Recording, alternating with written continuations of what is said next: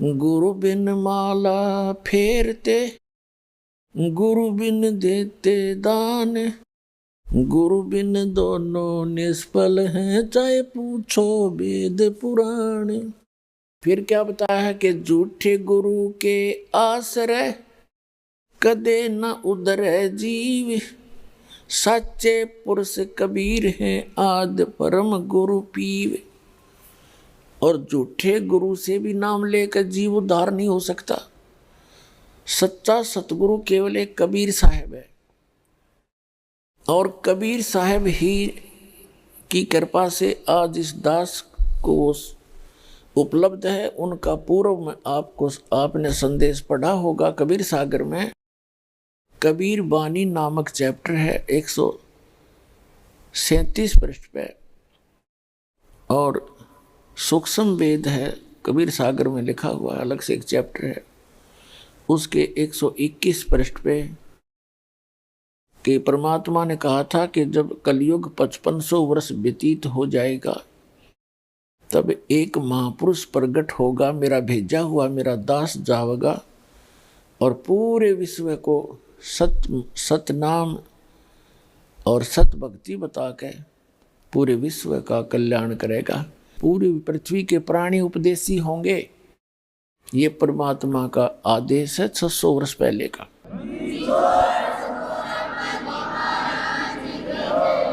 और अब वो सफल होगा पुण्यात्मा। आप देख रहे हो गांव गांव में, नगर नगर में परमात्मा के बच्चे, जिनको ये ज्ञान समझ में आ गया, उनको ये चिंता हो जाती है कि मेरा तो कल्याण हुआ। इस मत को दो राय है नहीं। यहाँ से भक्ति प्राप्त होने के बाद उस प्राणी का मोक्ष कंपलसरी है, गारंटीड है, लेकिन कंडीशन है कि मर्यादा में रहे। और भक्ति कोई विशेष भी नहीं इसमें करनी, यानी विशेष वो नहीं है कि कोई हठ योग नहीं। इसको चलते फिरते बैठ के लेट के, कोई रोगी है बीमार है नहीं बैठ सकता, लेट के भजन कर ले, सिमरण से मोक्ष होगा। कबीर साहब कहता हूँ कई जात हूँ और सुनता है सब कोई, और सुमरण से भला होगा ना तो भला नहीं होए, यानी सुमरण तय मोक्ष होगा। और सुमरण इतना गजब का आपको दे दिया गया है कि एक श्वास की कीमत जैसे बताई थी, आपको बहुत बार बताई है कि 14 लोक, ब्रह्मा विष्णु महेश के लोक, और ये 14 लोक एक साइड में रख दे एक तराजू के पलड़े में, और एक तरफ पासंग रख दे पृथ्वी पूरी, इसका शासन इन और स्वर्ग लोक और साथ में पाताल लोक तो एक तरफ रख दे, वैसे यूजलेस है ये। और एक श्वास के सिमरण का, सतनाम के सिमरण की इतनी कीमत है। तो सिमरण आप ढंग से करते रहना, मर्यादा में रहना, भजन जरूर करना लेकिन कसक के साथ करना। यहाँ से दिल उठाए रहना कि ये लोक ठीक नहीं है। जैसे एक परमात्मा ने कहा कि जैसे पर घर पावना रह उठाए चित,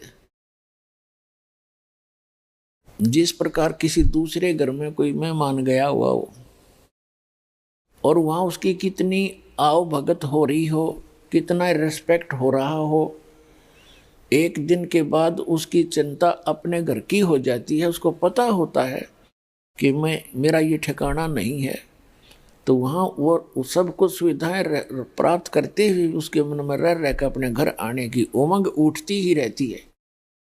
तो इस प्रकार आप यहाँ पर घर में रह रहे हो, आप दूसरे के स्थान पर रह रहे हो, आपका निज घर वो सतलोक है। जब तक जिस व्यक्ति, जैसे कोई व्यक्ति बाहर गया हुआ है रिश्तेदारी में और उसको घूटी पिला दी, और जब उसकी घूटी उतरे उसने फिर एक प्याली पिला दे, तो उसने चाहे 10 दिन रोक लो हुए, क्योंकि उसने होश को नहीं, उसमें नशे में पड़ा है। वहाँ पर जब नशा उतर जाएगा उसका तुरंत अपना घर, अपने बालक, अपने बच्चे, अपने काम तुरंत याद आएंगे और तुरंत चल पड़ेगा। तो इस काल ने आपका यहाँ भांग प्यार रखी आपको सबको इस झूठे सुख की, कबीर साहब कहते हैं झूठे सुख को सुख कहे ये मान रहा मनमोद, ये सकल चबीना काल का कुछ मुख में कुछ बोध।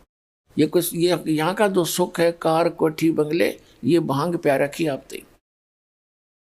और जब परमात्मा की एंटीबायोटिक कैप्सूलों से, मंत्र से, जाप से, ज्ञान से आपकी अभांग उतरेगी, फिर आपका चित्त उस सतलोक के अंदर ऐसे रहेगा जैसे पर घर में पावना यानी मेहमान रहता है। तो उस अतिथि के आए बिना आपकी मुक्ति नहीं होगी। तो इस ज्ञान को रह रहकर सुनना, भक्ति करते रहना। भक्ति से थोड़ी बन जावे पर करे कसकते, कसक के साथ करे और मर्यादा में रहता हुआ करे तो सफल होगे। भक्ति करनी अवश्य पड़ेगी।